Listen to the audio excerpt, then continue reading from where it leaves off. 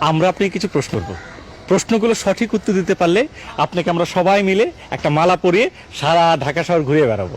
আর যদি উত্তর দিতে না পারেন তাহলে আঙ্কেল সকলের সামনে ওই কান ধরে দাঁড়িয়ে থাকতে হবে। তুমি জানো আমি কে? কথা কম কম। আচ্ছা আঙ্কেল, আমাদের প্রথম প্রশ্ন হলো এই, আপনি এখানে দাঁড়িয়ে আছেন কেন? এখানে আমার বাচ্চাকে স্কুল থেকে নিতে। স্কুল থেকে নিতে। আঙ্কেলের প্রথম উত্তর সঠিক হয়েছে। আঙ্কেলের স্কোর হলো 2। 2? আচ্ছা আঙ্কেল, আপনার ছেলে যে স্কুলে পড়ে এই স্কুলের বেতন কত? 12,000 টাকা। 12,000 টাকা। আঙ্কেলের এবারের উত্তর সঠিক হয়েছে। আঙ্কেলের স্কোর গিয়ে দাঁড়ালো 2 + 2 অর্থাৎ 4। 4 হয়েছে। আচ্ছা আঙ্কেল, আপনি যে গাড়ি নিয়ে দাঁড়িয়ে আছেন এই গাড়িটি কি আপনার? হ্যাঁ, আমার নিজের গাড়ি।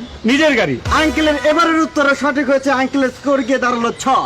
6? অনেক পয়েন্ট। আচ্ছা আঙ্কেল, এই আপনি যে বাড়িতে ভাড়া থাকেন মানে সেই বাড়ির ভাড়া কত? ভাড়া ও তো আমার নিজের বাড়ি। নিজের বাড়ি? আঙ্কেলের এবারের উত্তর সঠিক হয়েছে। অতএব আঙ্কেলের স্কোর গিয়ে দাঁড়ালো 8। 8? আঙ্কেল তো অনেক পয়েন্ট হয়েছে। আচ্ছা আঙ্কেল, আপনি তো ইলেকট্রিসিটি অফিসে মানে চাকরি করেন, আপনি তো চিফ ইঞ্জিনিয়ার না? চিফ ইঞ্জিনিয়ার না আমি।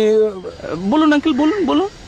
আমি ওখানে। আচ্ছা এমন না, আমাদের তদন্ত রিপোর্টে আঙ্কেলের এই ব্যাকগ্রাউন্ড কি দেখতো একটু? আঙ্কেলের ডেজিগনেশন মিটার রিটার 2350 টাকা। আঙ্কেল 3য় শ্রেণীর কর্মচারী। ও মাই গড, মাত্র 2350 টাকা স্কেলের বেতনের চাকরি করে আপনি আপনার ছেলেকে 12,000 টাকা দামের স্কুলে পড়ান, গাড়ি কিনেছেন, নিজে বাড়ি করেছেন। আচ্ছা আঙ্কেল, কৌশলটা কি একটু শিখিয়ে দেন না প্লিজ, বলুন না আঙ্কেল। না মানে আমি আমার শ্বশুর বাড়ি থেকে যৌতুক পেয়েছেন? মুন্না, দেখতো আঙ্কেলের শ্বশুরের ব্যাকগ্রাউন্ড কি? বাবা, আমার এই প্রকাশ্যে দিবালোকে অপমান করো না। আঙ্কেল আঙ্কেল, কানটা ধরেন আঙ্কেল। আর কান ধর, কান ধর বেটা, কান ধর, ধর কান। সঙ্গে বন্ধুগণ, আপনাদের সামনে এই লোকটির দিক তাকান। এই লোকটিকে আমরা প্রশ্ন করেছিলাম যে মাত্র 2350 টাকা দামের বেতনের চাকরি করে কি করে তিনি তার ছেলেকে 12,000 টাকা দামের স্কুলে পড়ান। উনি উনার প্রশ্নের উত্তর দিতে পারেননি। এই প্রশ্ন আমরা একে একে আপনাদেরও করব। যে উত্তর দিতে পারবে না উনিও উনার মতো কান ধরে দাঁড়িয়ে থাকবে।